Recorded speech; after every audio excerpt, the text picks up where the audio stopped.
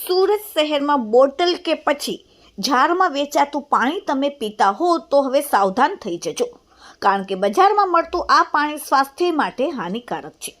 સુરત શહેરમાં છેલ્લા 11 મહિનામાં 14 મિનરલ વોટર બોટલ અને જારના નમૂનાઓ લેવામાં આવ્યા હતા, જેમાંથી 9 નમૂનાઓ ફેલ થયા છે. સુરત એસએમસી દ્વારા લેવાયેલા નમૂનામાંથી 65% નમૂનાઓ અયોગ્ય ઠર્યા છે.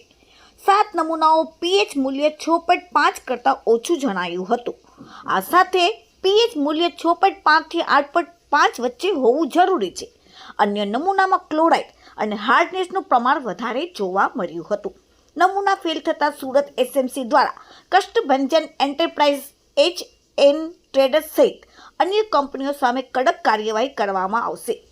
એસએમસીના ફૂડ ઓફિસર એચ.એસ. પટેલે જણાવ્યું કે મિનરલ વોટરના સેમ્પલ લેવામાં આવ્યા હતા, જેમાંથી 14 સેમ્પલ લેવામાં આવ્યા અને 9 જેટલા સેમ્પલ ફૂડ સેફ્ટી સ્ટાન્ડર્ડ એક્ટના ધોરણ મુજબ ન હોવાથી તેમની સામે આગળની કાર્યવાહી કરવામાં આવશે. આ એજન્સીઓના નામ છે Kashtbhanjan enterprises, H N. Traders, Varun enterprises, fresh team beverages, Rathod brothers, breath beverages, PM marketing, Nirali beverages and food, Gajanan food and beverages. આ તમામ પાણીની કંપનીઓમાં એક નમૂનામાં ક્લોરાઇડ અને હાર્ડનેસ 500 થી વધારે સ્તરે જોવા મળ્યું હતું.